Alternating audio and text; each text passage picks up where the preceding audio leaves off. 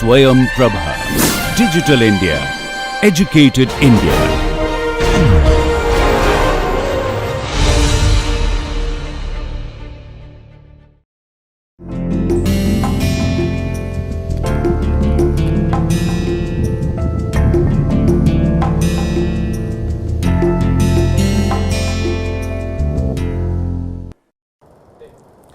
Welcome back to the course Geology and Soil Mechanics. So, in the last few lectures, we covered the shear strength of soil, and we have seen the different kinds of laboratory experiments as well as field test, and there are several issues related to shear strength of soil. Now, today we will be taking a few problems, few numerical problems on shear strength of soil, and which will give you some insight how to tackle the problem related to shear strength. Now, the first problem in this chapter, that is in shear strength, is here. So, the subsoil at a site consists of a 10-meter thick homogeneous layer of dense sand having the following properties: gamma d 16.2 kilonewton per meter cube, specific gravity Gs equal to 2.68 and phi equal to 35 degree. Okay. So, phi is nothing but the angle of internal friction of soil, and C is 0 here. So, because this is a dense sand kind of thing, so we can consider C is 0, right. The natural groundwater table lies at 2 meter below the ground surface. Assume that the soil is dry above water table. Okay. So, there is no such capillary rise and all those things we are considering. So, above the water table soil is completely dry. Determine the shear strength of the soil along a horizontal plane through the middle of the sand layer. And in the second part, if during monsoon the water table rises to the ground level, how will the shear strength along the same plane change? So, these two things we need to determine. Okay. So, first thing is that determine the shear strength of the soil along a horizontal plane through the middle of the sand layer. Okay. So, you have the sand deposit at the middle of the sand layer. So, if you consider any horizontal plane, so how the shear strength will be mobilized there. So, I mean, what will be the shear strength which will be mobilized at that particular horizontal plane. Okay. So, let's solve that problem. Problem 20. So, the horizontal plane under consideration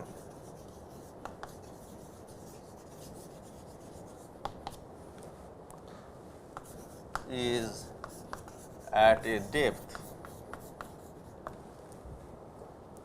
of 5 meter below the ground level, right. So, the horizontal plane on which you are going to find out or determine the shear strength, basically that plane is lying at 5 meter below the ground level. Okay. Now, we know from our earlier discussion that gamma d is equal to Gs gamma w divided by 1 plus E, where E is the void ratio, right. Or we can write 2.68, that is a specific gravity, this is your gamma w by 1 plus E is equal to 16.2 kilonewton per meter cube, that is given in the problem. Okay. Gamma d is given. So, from this I can get the value E is equal to 0.654, that is the void ratio is 0.654. So, once we know the void ratio of the soil, then we can find out gamma saturated, because these are the things we need. So, gamma saturated is given by, so these things are known to you from your earlier discussion into gamma w. So, if you put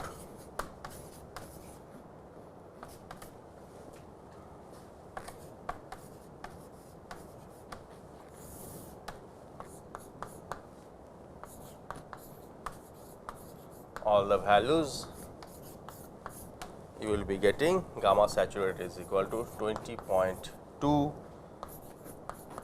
kilonewton per meter cube. Therefore, gamma submerged, so gamma prime, that is your gamma submerged, is nothing but 20.2 minus gamma W is nothing but 10.2 kilonewton per meter cube. So, we have got all the necessary parameters like your gamma saturated, gamma prime, that is a gamma submerged, and gamma D, of course, it is given in the problem. Now, we are coming back to the first part of the problem. We need to find out the shear strength on the horizontal plane, which is lying at 5 meter below the ground level. Now, if I want to find out the shear strength, that means tau f, whatever you have seen in the discussion, right. Tau f is nothing but C plus sigma tan phi. Now, what is C? C is the cohesion, that is 0 for this particular type of soil, that is dense sand, and what is phi? Phi is the angle of internal friction that is given in the problem, that is given as 35 degree. Now, what is the unknown parameter here? That is sigma. So, basically if you want to find out the shear strength on any plane, basically you need to know the magnitude of the normal stress acting on that particular plane, that is sigma. So, in this problem, so if you want to find out the shear strength along the horizontal plane, basically you should know the normal stress acting on that particular plane. So, what is the normal stress on that particular plane? That is nothing but the overburden pressure coming on that particular level. So, the normal stress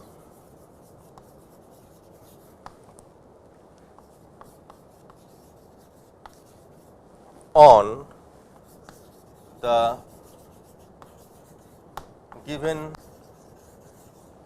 plane is nothing but sigma is equal to gamma d into Z1 plus gamma submerged into Z2, where Z1 is the depth which is lying above the water table and Z2 is the depth which is lying below the water table. So, above the water table, what is the unit weight? That is gamma d, and below the water table you have the unit weight as gamma submerged. So, gamma submerged I am writing as gamma prime, of course. So, I should not write, should not mix up with the notation. So, gamma prime Z2, right.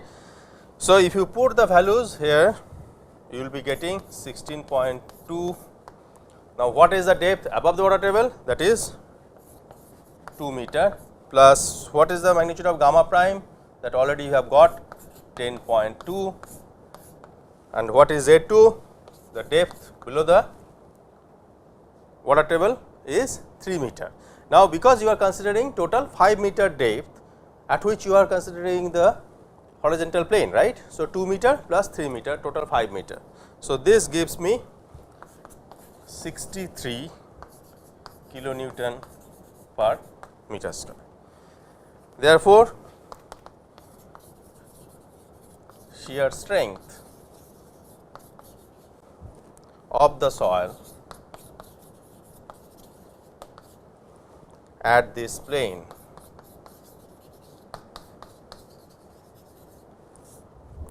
tau f is equal to C plus sigma tan phi. So, which is nothing but 0, C is 0, sigma already we have calculated, that is 63 tan 35 degree.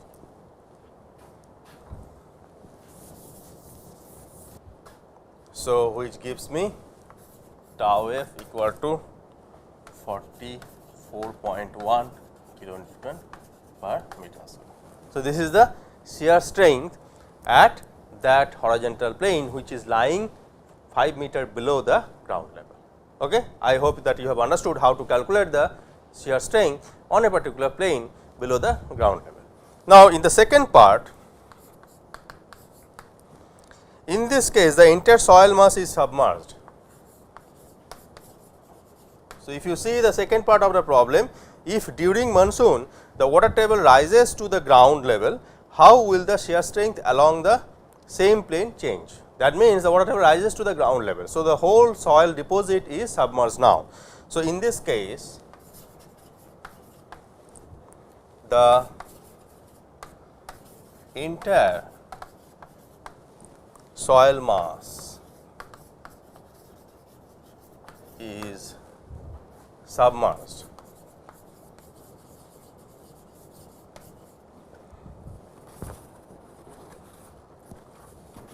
Therefore, sigma, now I need to calculate only, so phi is not going to change, because that is a property, angle of internal friction of the soil, that is not going to change. Only variation you will be observing in the normal stress distribution, right. So, normal stress will be nothing but gamma submerged into Z.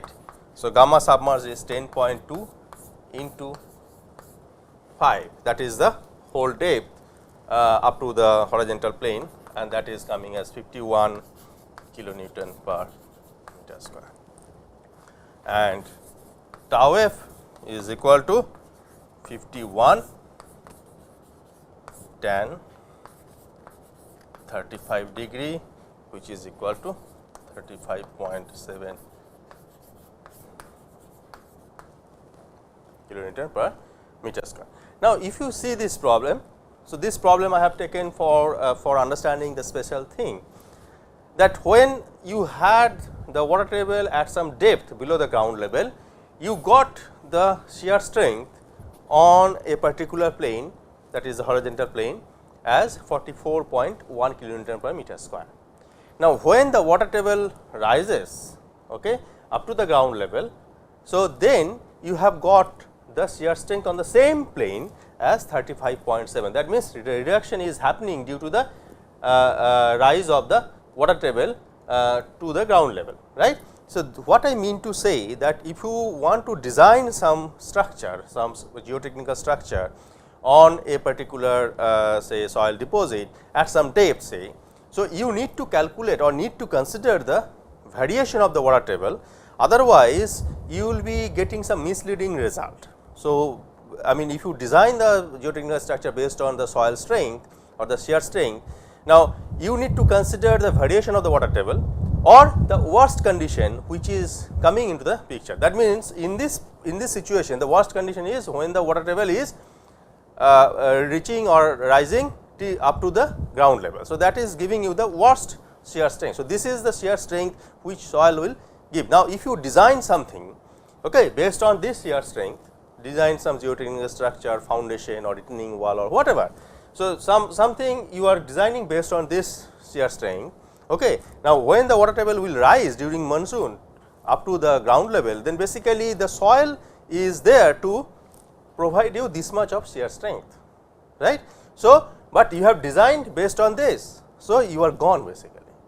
So, or if you on the other way, if you design the structure based on this critical or the worst condition, then basically whether the water table is coming down or whatever variation you will be getting, so that will not create any problem in the design.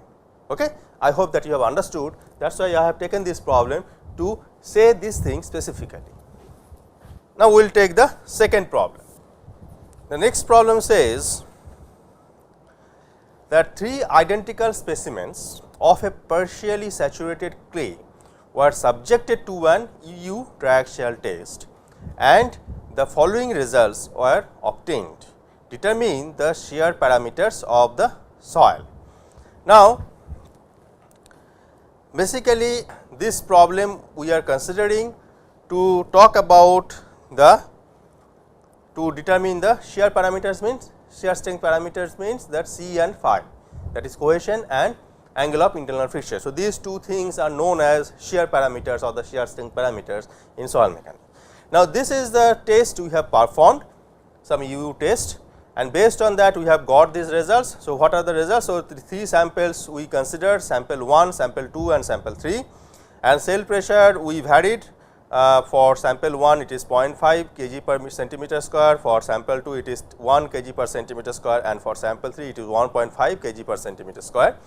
And the deviator stress you have applied till the failure, that is for sample 1 is 0.8 kg per centimeter square, for sample 2 it is found as 0.97 kg per centimeter square, and for sample 3 it is 1.13 kg per centimeter square. So, these are the things you have observed from the test. Now, you need to find out the shear strength parameters. Okay. Now, we know from our earlier discussion that sigma 1 is equal to sigma 3 tan square alpha plus 2 c tan alpha, right, where alpha is 45 plus 5 by 2. I hope that you recall this. This expression we derived from the Mohr circle, Mohr Coulomb failure criterion, when we considered at the time we have got this expression. So, sigma 1 is equal to sigma 3 tan square alpha plus 2 c tan alpha. So, that is valid for Mohr Coulomb failure criterion. Okay. So, now in case of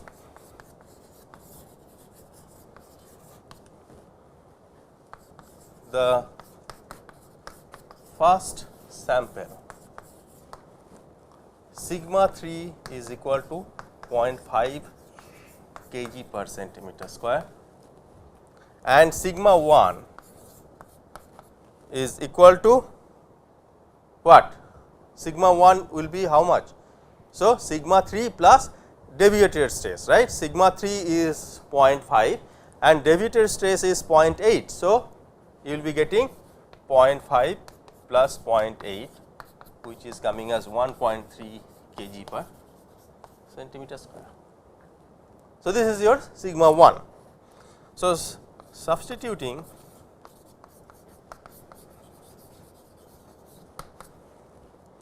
in, so say this equation I am calling as equation 1. So, substituting this in equation 1, we get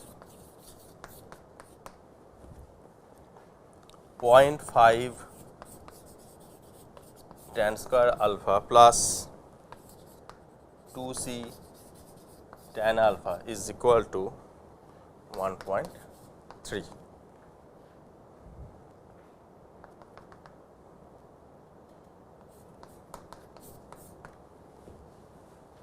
Okay.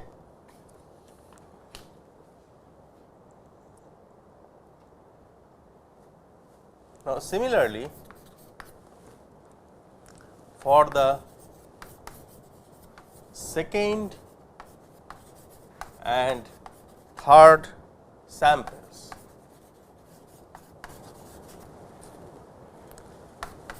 the following equations are obtained. That is, for second sample, this equation will be 2 c tan alpha is equal to 1.97. So, equation 3, and for sample 3 you have got this is equal to 2.63. Okay. Now, subtracting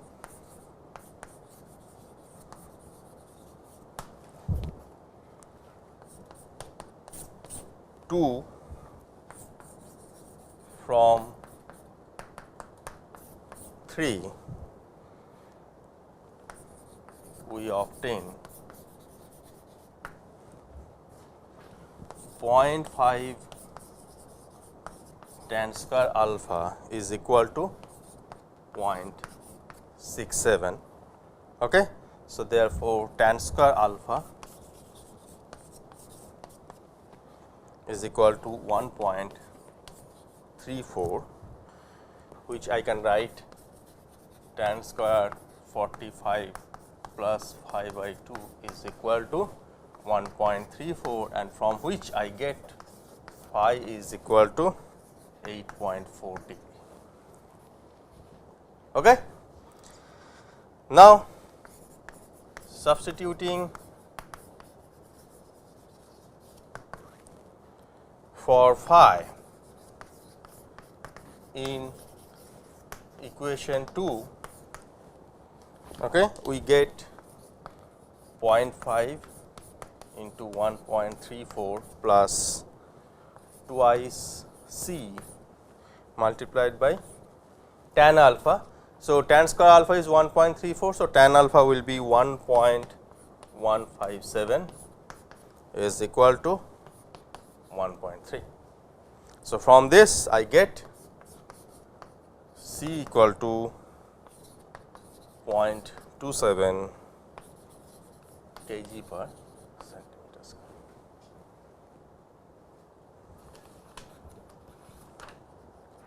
Okay. So, we have got the shear strength parameters. So, basically if you see this problem, we have used equation 2 and equation 3 for all the times, but you have to check this thing with equation 4, that whether these parameters is satisfying equation 4 or not. Equation 4 is given there. So, in this equation you have to put the values of c and phi, and then you have to see that whether equation 4 is getting satisfied or not, right. So, that we will check. So, for check,